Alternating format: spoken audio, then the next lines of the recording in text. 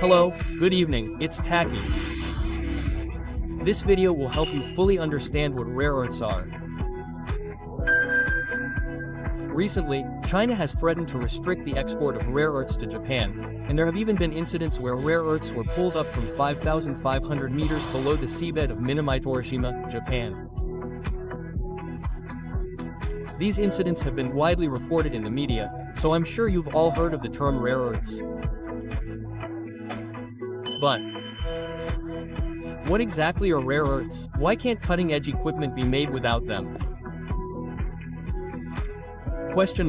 Furthermore, various problems have arisen in China, where rare earths have been mined without any planning. Livestock are increasingly infected with dangerous diseases, and there is even a village called Ga Village, where people are 100 times more likely to get infected with crabs. Rare earths have a hidden side that is rarely reported, so if you dig deeper into this, you'll find some pretty interesting things. So, this time, I'll explain rare earths in a way that even people who aren't good at prices can understand. If you watch until the end, you'll also be able to see whether or not Japan's current plan to extract rare earths from the southern islands will be successful. So let's get started. First, let's talk about rares. They're often called the vitamins of industry. In fact, they don't have much power on their own, but when mixed with other compounds, their power is increased many times over, making them like magical elemental compounds. The most famous of these is neodymium, or rare earth. When this element is mixed with a regular magnet, it becomes a neodymium magnet, and its magnetic power is increased by 10 times. This is interesting, so let's take a look. This is a regular magnet. As you all know, its magnetic power isn't that great, so if you put your hand between it, it will naturally fall off. However, if you mix rare earths into this magnet and make it a neodymium compound, the magnet's strength increases by 10 times, so it sticks to your hand. Doesn't it move? This is the power of rare earths. And rare earths aren't just neodymium. There are about 17 types in total. This is the periodic table that everyone is familiar with.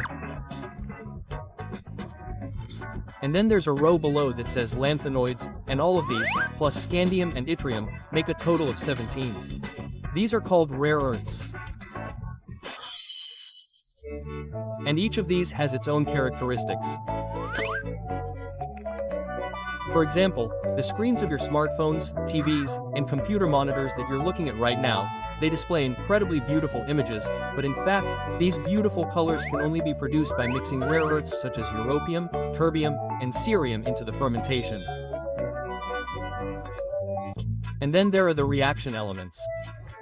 These reaction elements are used in the brains of AI and computers, and if you add rare earths such as yttrium, lanthanum, and cerium to them, you can control the flow of electricity, improve heat resistance, reduce noise, and so on, dramatically increasing performance. This is how you can create high-performance machines for the first time. In this way, rare earths can be mixed into something to increase its performance. If we can't get our hands on these, we won't be able to create various cutting-edge technologies. So the world is now seeking these rare earths, but these rare earths are currently produced almost exclusively in China. If you've heard the story so far, most people probably think that since they're called rare earths, they must be extremely rare elements that can only be found in China. This is a common misconception, but in fact, it's not true. Rare earths aren't actually rare at all. They can be mined in large quantities outside of China. This is a diagram, and it's true that half of the world's rare earths are found in China. However, if you want to mine high-grade rare earths, you can also mine them in Brazil, Australia, India, and the United States, and there are confirmed reserves of these elements that have been around for nearly 1,000 years, so they're not exactly rare. However, China has a monopoly on most of them. Isn't this strange? You might think that since other countries can mine them in large quantities, they should be mined as well. The reason for this is that there's a problem with producing them, as they can actually lead to environmental destruction. Now, let's take a look at how rare earth is made.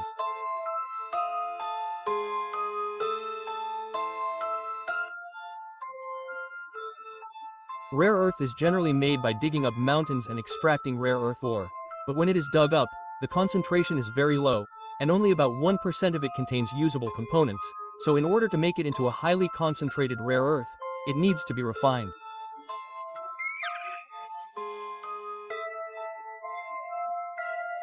However, when refining, many other heavy metals called lead, cadmium, mercury, zinc, and other extremely toxic metals are produced along with the rare earth, as well as radioactive waste called uranium and thorium.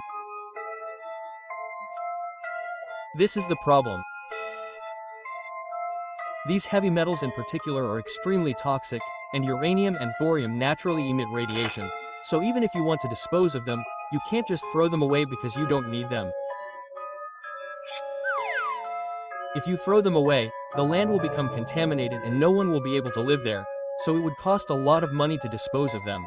By the way, the laws regarding how to dispose of this differ from country to country, but in Japan, to ensure that there's absolutely no environmental damage, it is placed in a drum sealed with concrete, and the seal is made to prevent radiation from escaping into the air.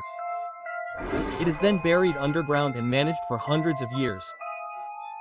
Naturally, there are restrictions on residents because the surrounding area is dangerous. Since this much work has to be done, it costs a lot of money to dispose of it. Of course, this is not limited to Japan, but is the same in all developed countries, especially those with strict environmental standards. In developed countries, the cost of refining itself is too high and redispersion is not feasible. In other words, it is not possible. However, there is a country where this is possible. That is China. The reason for this is that China has a very relaxed attitude toward environmental pollution issues. Furthermore, its willingness to abandon them is also lax. Furthermore, since China is a dictatorship, if the government tells them to do something, workers cannot refuse, and if they are told to dump industrial waste here, residents have no right to object. In other words, if the government decides to do something, it can be done. That is China. So, China set its sights on this and decided around 1980, let's do a lot of refining in our country, become a rare earth superpower, and meet the world.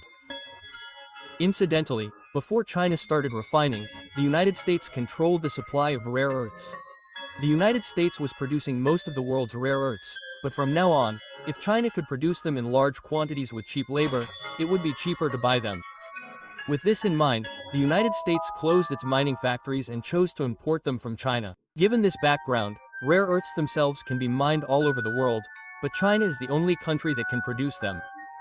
In this way, China successfully became a rare earth superpower, but what do you think happened as a result? Of course, China did not spend a lot of money on radioactive waste and safely dispose of it at the level of developed countries, so they disposed of it in a way that would be unthinkable in Japan. This led to terrible things. China's tragic past. A famous example is the area around Pao in Inner Mongolia in northern China. In this area, a lot of high-grade rare earth can be mined, but at this mining site, the wastewater after refining was discharged into an outdoor tailings pond, a simple dam, without any radiation exposure or heavy metal treatment. What happened then? The polluted water was blown up by the wind and rain. It fell to the ground with the rain and flowed underground. In the area, livestock started to burn one after another, and the trees withered. People suffered serious health problems. Naturally, the well water became undrinkable. Furthermore, a river called Gaoga flows here, which is an important source of water for daily life in China, and it is said that the wastewater that flowed into this river contaminated a large area. However, this is still too much to ask. Let's take a look at the southern part of China. In the southern part of China, there are many rare earths lying dormant, and the health authorities in this area are doing something called ionized rare earth, where they dissolve the entire mountain in a circular motion and collect only the rare earth from the wastewater that flows out. This is what they are doing. Isn't this dangerous? To explain it in detail, first, they drill a hole in the mountain like this and pour the wastewater into it. Then, they wait for the mountain itself to melt and the wastewater containing the rares to flow out on both sides. Then, they extract the rares from the wastewater that has accumulated here. Even if you look at it with your bare eyes, there's no way they can collect all the wastewater that flows out. It just flows down. And I want you to look at this satellite photo. This is what this mountain will look like in 4 years. It has incredible destructive power. Of course, there's a huge amount of hydrochloric acid that can melt an entire mountain, and the extremely harmful heavy metals, uranium, and uranium that have dissolved. These seep underground. The contamination spread in the blink of an eye, and in the surrounding villages, the drinking water became stagnant, the fluorine concentration became abnormally high, crops failed to grow, and now the livestock in the area are giving birth to dangerous species one after another.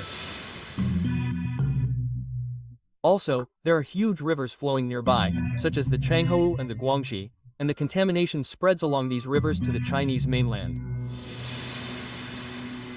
In addition to this, at that time, China, where labor costs were cheap, was home to countless factories that were considered the world's factories. Most of these factories were able to discharge polluted water directly into rivers without treating it, which accelerated water pollution at a rapid pace. Fish floated on the surface of the murky rivers, and severe ammonia gases oozed from the surface. People who drank the well water began to develop cancer one after another, and the cancer mortality rate in these villages was 100 times higher than in other areas. Several settlements, commonly known as cancer villages, emerged, and extremely polluted areas began to appear frequently. What do you think of this? Isn't it a bit harsh? At that time, Japanese TV stations conducted surprise interviews in these villages, and if you watch the footage, you'll see that the village death statistics are filled with the word cancer, as shown here. A whopping 10% of the villagers died of cancer. Furthermore, many of the people living in these villages were poor, with annual incomes apparently around 30,000 yen, which is equivalent to 20,000 yen. So even if people knew that the village water was dangerous, they couldn't escape. Well, these problems have been going on since around 1980, but more than 30 years later, in 2013, the Chinese government finally acknowledged the existence of cancer villages and announced that there were 247 of them nationwide. You might think that living in Japan would never imagine such a tragic thing, but in fact, Japan also has a history of dumping wastewater and causing various problems that led to the development of Minamimoto disease during its period of rapid economic growth. Well, history repeats itself, or rather, it is a common occurrence in countries that have experienced rapid economic growth. Japan should reflect on its actions, and perhaps it should be considered lucky that Japan did not dump radioactive waste at the time. By the way, to get back on topic, the name Cancer Village was coined by a Chinese journalist, but the term has already been banned in China due to fears of international outcry. Oh, and let me clarify the misunderstanding. What I just explained was from 1980 to around 2010, so nowadays, there are many improvements in how this is processed. And refinement continues while taking care not to pollute the environment. That's what I'm told, but the areas that were contaminated will never recover. The reason for this is that radioactive materials contaminated this area. These radioactive materials have a period of time, called a half-life, in which the radiation emitted from them is reduced by half. The half-life for uranium-238 in this case is an astonishing 4.468 billion years, and for thorium it takes about 14.05 billion years, which is an incredibly long time. So it's not like it's safe just because it's been a few decades since it was contaminated. In fact, the land will remain contaminated even after humanity has perished. And the wastewater that flows into the highlands eventually flows out into the Pacific Ocean. Well, radioactive materials and heavy metals are heavy, so they almost never reach the Pacific Ocean, but considering that contamination remains in a relatively high range, China has recently banned the import of fish caught in Japan, claiming that the radiation levels are high. Yeah. Sorry for the sigh. So far, I have introduced the tragic past of rare earths, but these are due to China's lack of awareness of environmental issues and the reckless policies of private companies, but it was only after going through all this hardship that China finally became a major rare earths power. Yes, China finally took control of the market. Since they have a 90% share, They can use this as a diplomatic card, saying, "We'll export rare earths, so listen to us." And then the 2010 incident occurred. The players compete to make provocative remarks.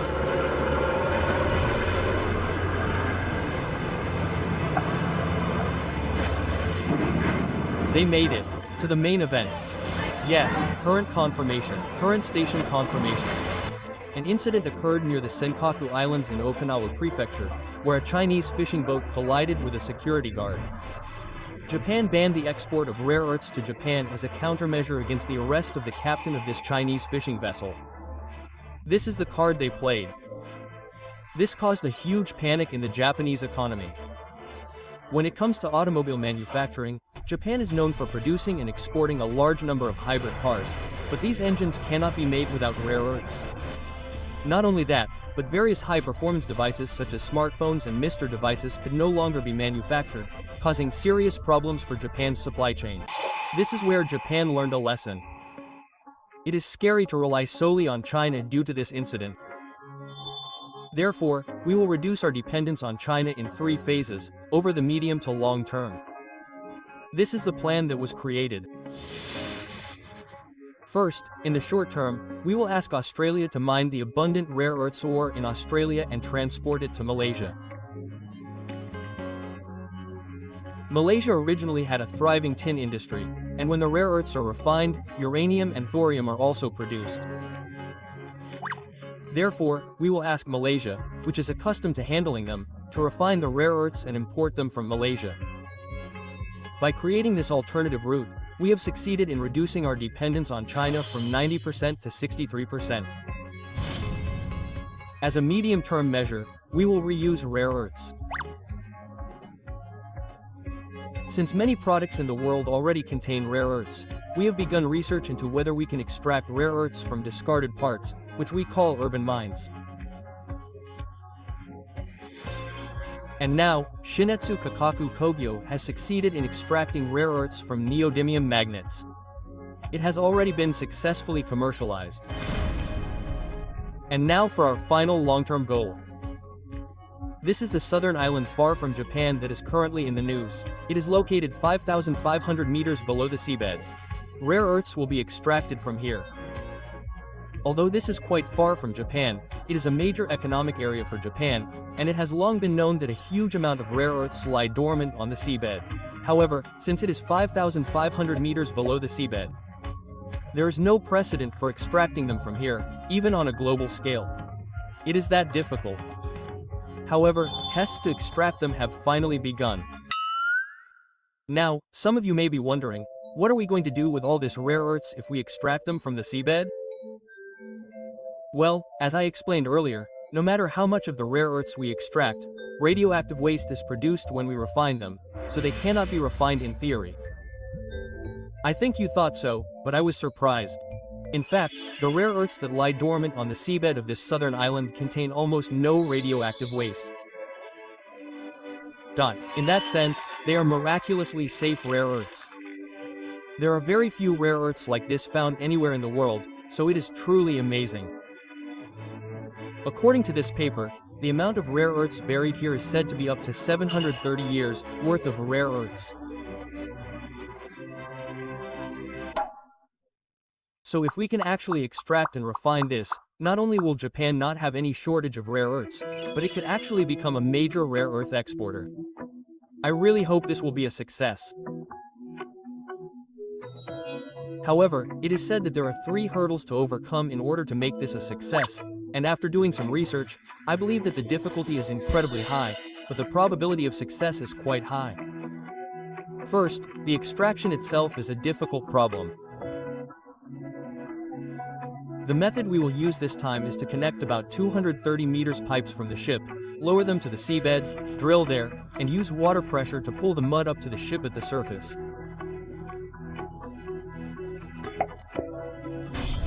I wonder what would happen if the pipes got clogged or damaged in the middle of this, but if you read this paper, you'll see that in the past, a Swiss company called Allseas succeeded in pulling up about 3,000 tons of seabed resources from 4,500 meters below the ocean floor in Hawaii.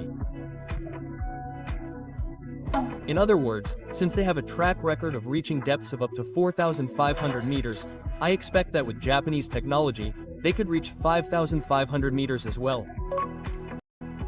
The next issue is whether or not it can be properly refined in Japan. When I looked into this, I found it to be very interesting. Up until now, the rares that were extracted from landmarks were refined from ores. However, what was found on the seabed this time was mud. This mud becomes powder when dried, and it contains countless tiny fish bones, and the rares are stuck to the calcium components of these bones. Therefore, it is necessary to separate the bones from the mud, but since the bones have larger particles than the surrounding mud, they can be separated by applying an old filter. And this old thing is called a hydrocyclone, and there's an actual photo of it on the University of Tokyo website. They've already succeeded in separating even something this small, like something that would be in a laboratory. So this separation part has already been cleared.